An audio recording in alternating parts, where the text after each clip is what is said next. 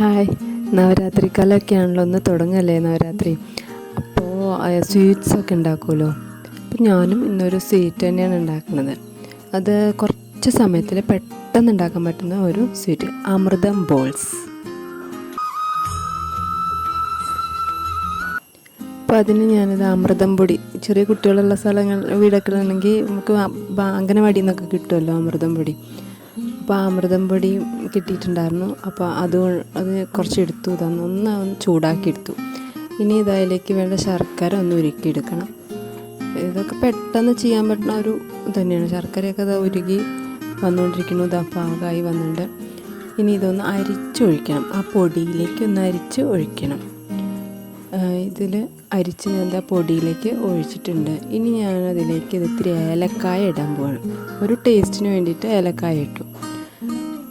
ഏലക്കായ വേണം നിർബന്ധമൊന്നുമില്ല കേട്ടോ. പിന്നെ ഇതാ ഈ തേങ്ങ അതിലിട്ട് ഇനി എല്ലാം കൂടി ഇളക്കി നല്ലതാക്കിയിട്ടുണ്ടോ, ഇങ്ങനെ ഉരുട്ടിയെടുക്കാൻ പറ്റണം. നല്ല ബോൾസ് കുട്ടികൾക്കൊക്കെ നല്ല ഇഷ്ടമാവും. മധുരമുണ്ട്, ആ മറ്റേ പൊടിയുടെ ടേസ്റ്റൊന്നും നല്ല വരണം. നല്ല നമ്മൾ അരി ഉണ്ടൊക്കെ ഉണ്ടാക്കില്ല, ആ ഒരു മോഡലായിട്ട് വരുന്നുണ്ട്. നല്ലൊരു ഹെൽത്തി സ്നാക്കാണിത്. അതായത് അമൃതം പൊടി പറഞ്ഞ കുട്ടികൾക്ക് കൊടുക്കുന്ന ഹെൽത്തി കാര്യങ്ങൾക്ക് വേണ്ടിയിട്ടാണ് കൊടുക്കണതെന്നല്ലേ പറയണത്. അപ്പോൾ അതുപോലെ ആ പൊടി കൊണ്ട് ഉണ്ടാക്കിയ ഒരു സ്നാക്ക്, ഹെൽത്തി സ്നാക്ക്.